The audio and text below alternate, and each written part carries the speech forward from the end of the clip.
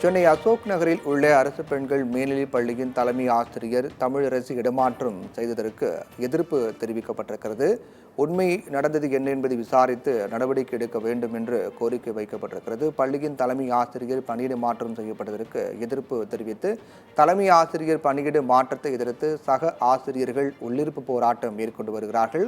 தலைமை ஆசிரியர் பணியிட மாற்றம் என்பது இதற்கு தீர்வாக அமையாது என்றும் உரிய விசாரணை நடத்தி தவறு செய்தவர்கள் மீது நடவடிக்கை எடுக்க வேண்டும் என்றும் தலைமை ஆசிரியர் பணியிட மாற்றத்தை உடனடியாக கைவிட வேண்டும் என்றும் கோரிக்கை வைத்து சக ஆசிரியர்கள் உள்ளிருப்பு போராட்டம் மேற்கொண்டு வருகிறார்கள்.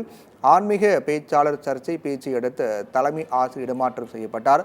அசோக் நகரில் உள்ள அரசு பள்ளியில் ஆன்மீக சொற்பொழிவாளர் பேச்சு என்பது சர்ச்சை ஏற்படுத்தியது.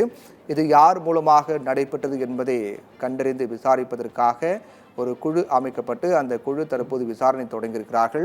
ஆனால் அதற்கு முன்னதாகவே பள்ளி கல்வித்துறை அமைச்சர் அன்பில் மகேஷ் பொய்யாமொழி சம்பந்தப்பட்ட அந்த பள்ளிக்கு சென்று அங்கு இருக்கக்கூடிய மாணவர்கள் மற்றும் ஆசிரியர்கள் மத்தியில் உரையாற்றினார். அதற்கு பிறகு அவர் செய்தியாளர் சந்திப்பில் இந்த விவகாரம் தொடர்பாக உரிய நடவடிக்கை எடுக்கப்படும், தவறு செய்தவர்களை சும்மா விட மாட்டேன் என்று எச்சரிக்கை விடுத்து சென்றார்.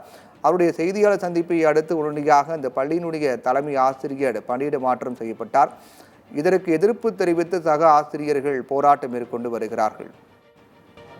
சென்னை அசோக் நகரில் உள்ள அரசு பள்ளியில் ஆன்மீக சொற்பொழிவு நிகழ்த்திய விவகாரம் சர்ச்சையாக மாறியதை அடுத்து உடனடியாக அந்த தட்டி கேட்ட தமிழ் ஆசிரியரை பாராட்டிய அமைச்சர் அன்பில் மகேஷ் பொய்யாமொழி இந்த விவகாரம் குறித்து செய்தியாளர் சந்திப்பில் பல்வேறு விடயங்களை தெரிவித்தார். குறிப்பாக இந்த விவகாரத்தை பொறுத்தவரையில் தவறு செய்தவர்கள் நிச்சயமாக தண்டிக்கப்படுவார்கள் என்று தெரிவித்தார். மேலும் இந்த தவறை சுட்டிக்காட்டி வெளிக்கொணர நடவடிக்கை எடுத்ததற்கும் ஆன்மீக சொற்பொழிவை தடுத்து நிறுத்திய தமிழ் ஆசிரியரை பாராட்டுவதாகவும் அமைச்சர் அன்பில் மகேஷ் பொய்யாமொழி தெரிவித்திருந்தார்.